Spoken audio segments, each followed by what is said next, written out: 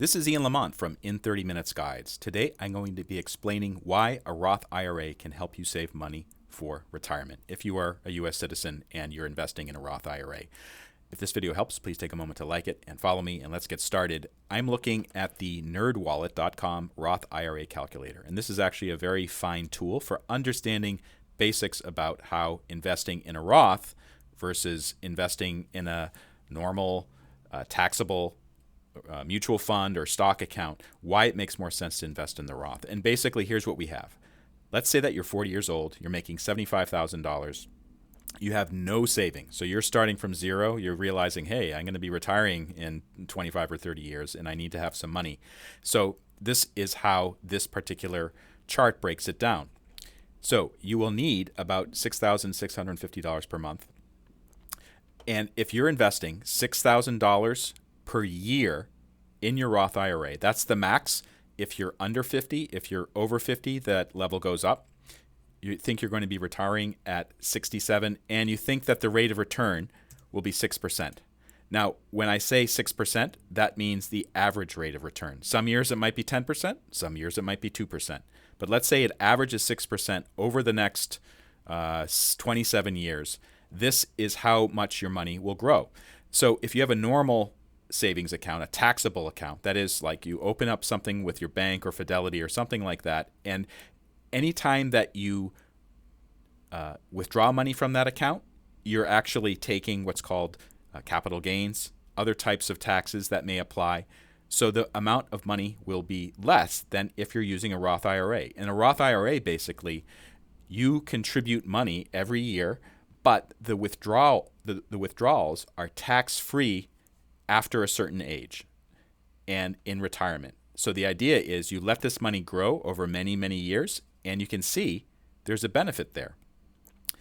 It's $405,000 are saved if you're doing $6,000 a year at a 6% rate of return versus $360,000 in a normal taxable account. So right there, you're making, if you put that money in the Roth IRA compared to the normal taxable account, you're making an additional $45,000 over that period according to this very simple model. Now, you also will see that your IRA will contribute about $1,000 per month, and you will need about $6,650 per month. And obviously, there's a big gap there. So other sources of retirement income could include taxable savings.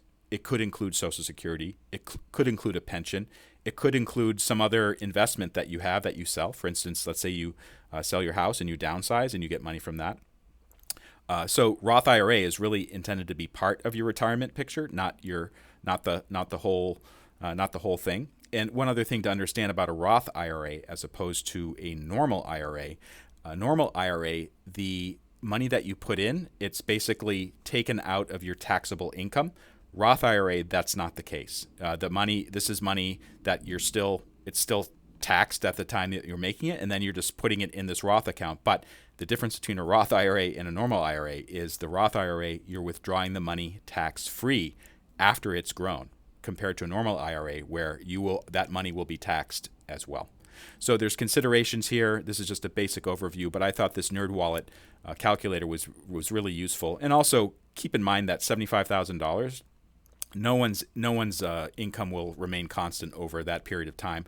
Likely, it may go up. And actually, if you have more money, let's say $100,000, you can see that the amounts start to go up quite a bit over time. The other thing you can do is you can adjust the rate of return. Like, let's say you think the markets won't be so good over time, you can reduce that. You can play around with it. But there's all kinds of considerations here. Go to nerdwallet.com, look at the Roth IRA calculator, and you can start trying to figure it out for your own situation.